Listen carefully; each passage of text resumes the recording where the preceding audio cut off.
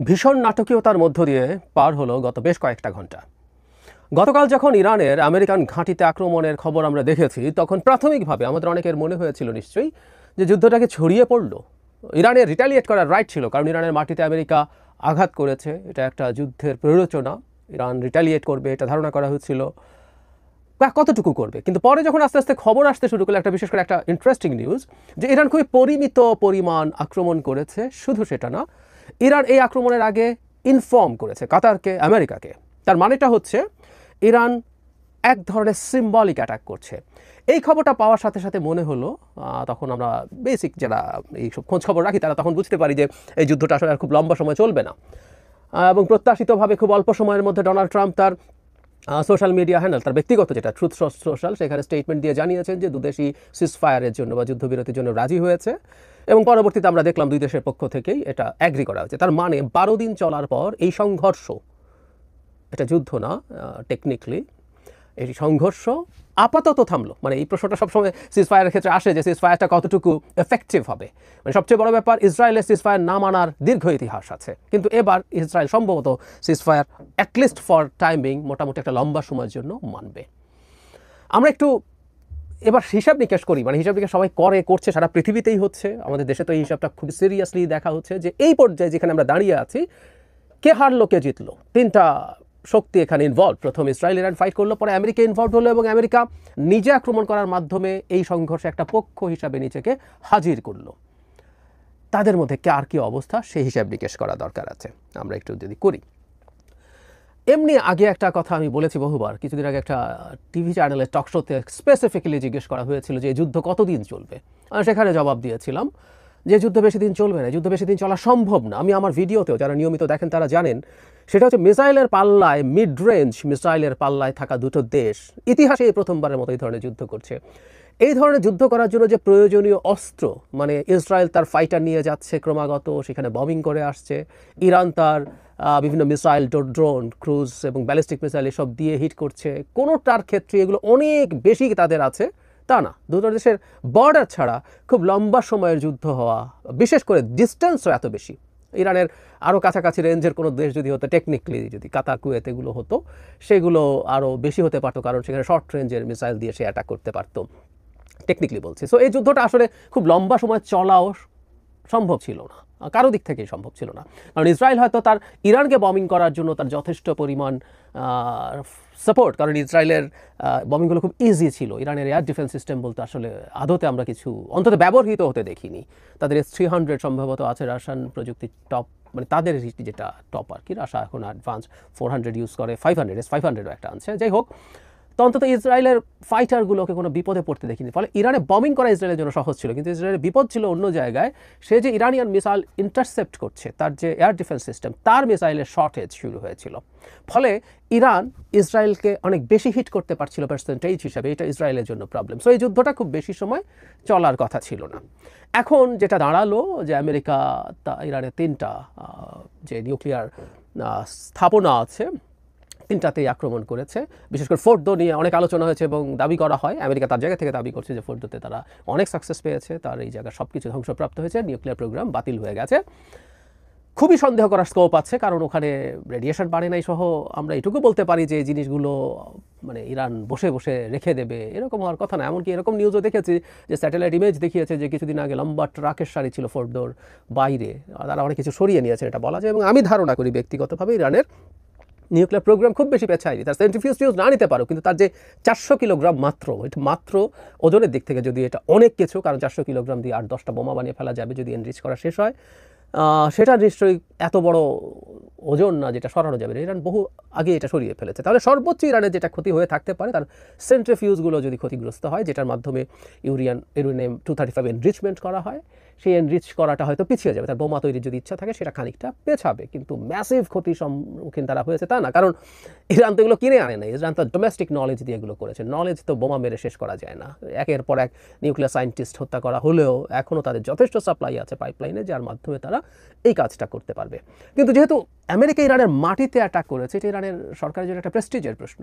এর আগে আমি আপনাদের জানিয়েছিলাম, আপনাদের মনে থাকার কথা, ট্রাম্প আগের মেয়াদে কাসেম সুলেমানিকে যখন ইরাকে ড্রোন থেকে হত্যা করেছিল, IRGCর চিফ, তখনও ইরান আমেরিকান বেসে রিটালিয়েটারি সিম্বলিক অ্যাটাক করেছে। এবারও সেই রকম, মানে সম্ভবত 14টা মিসাইল তারা কাতারে এবং ইরাকে থাকা বেইজে করেছে। 14টা বোমা যেহেতু তার মাটিতে ফেলা হয়েছে, so it was precisely measured. এবং কাতার, আমরা জেনে রাখবো, আমেরিকার সবচেয়ে বড় বেইজ মিডল ইস্টে কাতারেই আছে। সম্ভবত মোট 17টা বেইজ বা সৈন্য উপস্থিতি আছে, এর মধ্যে কাতারেরটাই সবচেয়ে বড়। এবং এখানে এয়ার ডিফেন্স সিস্টেমও টপ নচ। আমেরিকার যে দুটো এয়ার ডিফেন্স সিস্টেম দিয়ে হাই এবং লোয়ার আকাশে তারা করে, সবগুলো এখানে ছিল।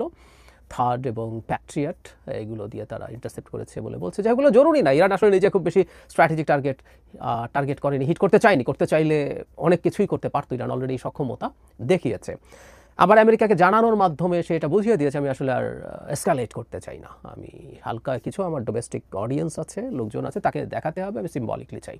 তার মানে কথাটা এরকম আমরা বলতে পারি, এই পয়েন্টে এসে তিনজন মানে এখানে 3 দেশের কথা বলছি, ইসরায়েল, ইরান এবং আমেরিকা, সবাই সংঘর্ষটা শেষ করতে চেয়েছে। ট্রাম্পের যে স্টেটমেন্ট, সেই স্টেটমেন্টের শেষ অংশটা আমার কাছে খুব ইন্টারেস্টিং লেগেছে। তিনি একটা জায়গায় বলছেন যে যুদ্ধটা অনেক দিন যেতে পারতো, এটা মিডল ইস্ট সহ সব কিছু শেষ করে দিতে পারতো। তারপরের বাক্যটা, god bless Israel, god bless Iran, god bless the middle east, god bless the United states of America and god bless the world. মানে ইরানকেও এর মধ্যে অন্তর্ভুক্ত করেছেন ডোনাল্ড ট্রাম্প। ইন্টারেস্টিং। আচ্ছা, এখন হার জিতের খানিকটা হিসাব। এইসব আসলে একটা যুদ্ধ আসলে এইখানেই শেষ হয়ে যায় নাই। আমি মনে করি ইরানের সাথে সংঘর্ষ সামনে খুব বড় স্কেলে ফিরে আসতে যাচ্ছে। কিন্তু এই মুহূর্তে কি হয়েছে, ট্রাম্প তার ডিল মেক করতে পারেন, সেটা উনি আবার দেখালেন। ট্রাম্পের একটা বিরাট এক অর্থে বিজয় হয়েছে। ট্রাম্প তার মোটা দাগে সবকুল রক্ষা করতে পেরেছেন। তিনি তার উপরে যে জায়নিস্ট লাবি আছে, তার উপরে যে রাইটিস্টরা আছে তার দলে, সারা পৃথিবীর ইহুদি জনসংখ্যার মধ্যে একটা বড় অংশের চাপ ছিল যেন ইরানের এই নিউক্লিয়ার ওয়েপনের ক্ষেত্রে আমেরিকা সরাসরি পার্টিসিপেট করে। সো তিনি সেটা করলেন। সেটা করার ফলে তার লাভ হলো যে তিনি ওদের চাপ থেকে বেরিয়ে আসতে পারেন। তিনি আফটারঅল একজন রাইটিস্ট মানুষ। আবার তিনি যুদ্ধ ছড়াতে দিতে চান না, তিনি যুদ্ধ করবেন না, এইরকম একটা ইমেজ তিনি নিজের জন্য তৈরি করেছেন। তিনি তার প্রথম থেকেই ক্যাম্পেইনের ক্ষেত্রে এই কাজটা সবসময় করার চেষ্টা করেছেন। সাম্প্রতিক সময় রাশিয়া ইউক্রেন নিয়ে খুব একটা সফল হননি, কিন্তু তিনি বারবার বলতেন তিনি আসলে 24 ঘন্টার মধ্যে যুদ্ধ বন্ধ করতে পারবেন। সো শেষ পর্যন্ত এই যুদ্ধটা উনি বন্ধ করেছেন। এবং এটা একমাত্র না, কিছুদিন আগে ভারত পাকিস্তান যখন পরস্পরের বিরুদ্ধে সংঘর্ষে লিপ্ত হয়, তখনও তিনি ডিল মেকার ছিলেন। তিনি চাপ দিয়ে এই দুটো দেশকে যুদ্ধ বন্ধ করাতে পেরেছেন। এখানেও যখন এটা হয়েছে, এটা একটা বড় সাফল্য ট্রাম্পের, এটা বলতে হবে, সত্যিই বলতে হবে। নাম্বার 2 হচ্ছে ইসরায়েলের কী অবস্থা আর ইরানের কী অবস্থা। আমি মনে করি ফর দ্য টাইম বিং তুলনামূলকভাবে বেশ ক্ষতিগ্রস্ত হয়েছে ইসরায়েল। ইসরায়েলের কিছু সাফল্য আছে। সে আমেরিকাকে এখানে আনতে চেয়েছিল, এই যুদ্ধের পার্ট করতে চেয়েছিল, সংঘর্ষের পার্ট করতে চেয়েছিল, সে খানিকটা পেরেছে। সেই কারণে তার মনে হতে পারে যে সে এটা হয়েছে। কিন্তু ইসরায়েলের ব্যর্থতা আমি বলবো যেটা, সেটা হচ্ছে ইরান শেয়ানে যুদ্ধ করেছে। ইরানের ক্ষয়ক্ষতি বেশি হয়েছে, কোনো সন্দেহ নাই ইসরায়েলের তুলনায়।